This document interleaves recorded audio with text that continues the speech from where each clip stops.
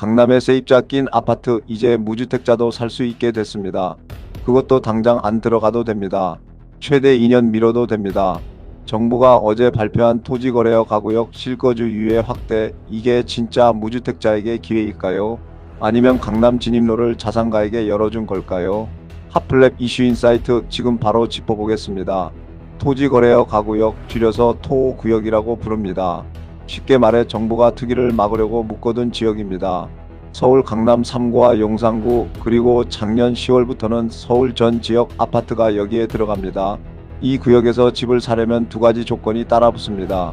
허가 받은 뒤 4개월 안에 입주해야 하고, 들어간 다음 2년 동안 실제로 거주해야 합니다. 세입자가 있는 집을 사면 그 세입자를 내보내고 본인이 들어가야 한다는 뜻입니다.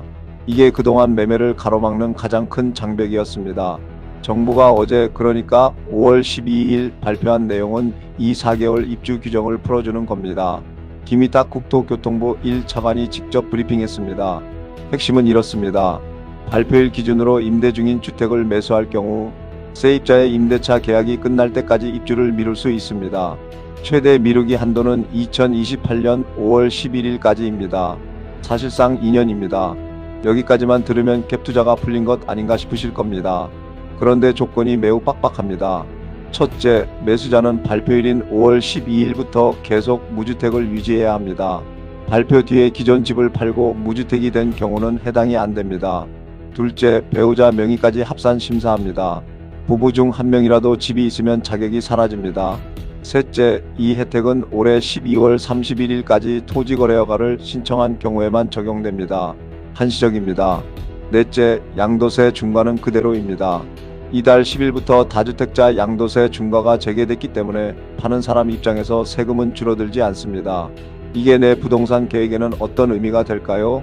단기로 보면 강남권 호가가 먼저 움직일 가능성이 높습니다. 시장에 풀릴 수 있는 매물의 풀이 갑자기 넓어졌기 때문입니다. 비거주 1주택자는 그동안 세입자 때문에 집을 못 팔던 사람들입니다. 이 사람들이 매도에 나서면 거래량은 늘어날 겁니다. 다만 매수 자격이 무주택자로 제한돼 있기 때문에 무차별적인 가격 상승보다는 거래량 중심의 변화가 먼저 나타날 가능성이 큽니다. 문제는 2년 뒤입니다. 이번 조치로 매수한 사람들은 2028년 5월쯤 일제히 입주해야 합니다. 이게 무슨 뜻이냐 하면 그 시점에 세입자들이 한꺼번에 집을 비워야 한다는 겁니다. 강남권 전세 매물이 동시에 사라질 수 있다는 우려가 나오는 이유입니다. 일부 언론에서 시한폭탄이라고 부르는 게 이 부분입니다. 많은 분들이 놓치는 포인트가 있습니다. 정부는 이번 조치가 갭투자 허용이 아니라고 거듭 강조했습니다. 그런데 시장의 해석은 다릅니다. 자기 돈 적게 들이고 전세금을 활용해 강남 아파트를 살 수 있는 통로가 생겼다는 겁니다. 무주택자 한정이라는 안전장치가 있지만 자금력이 있는 무주택자에게는 이 조치가 사실상 강남 진입로가 됩니다. 정부 의도와 시장 해석 사이의 이 간극이 가장 큰 리스크입니다. 저는 이번 유예 확대를 거래량 회복용 카드로 봅니다. 양도세 중과 재개로 매물 잠김이 우려되자 비거주 1주택자의 매도 동기를 살리려는 보완 조치입니다. 무주택자에게 기회가 열린 건 맞습니다. 단 강남권에 무주택자가 들어가려면 결국 전세 보증금을 활용해야 하고 2년 뒤 입주 시점에 본인이 그 집에 실제로 들어갈 수 있는 자금과 계획이 있어야 합니다. 들어갈 수 없으면 이행강제금이 부과됩니다. 틀릴 수 있습니다. 단 올해 하반기 강남 거래량이 작년 같은 기간 대비 의미 있게 늘어난다면 이 해석이 맞는 겁니다.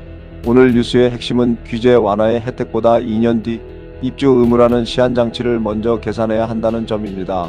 도움이 되셨다면 구독과 좋아요 부탁드리며 지금까지 핫플랩 이슈인 사이트였습니다.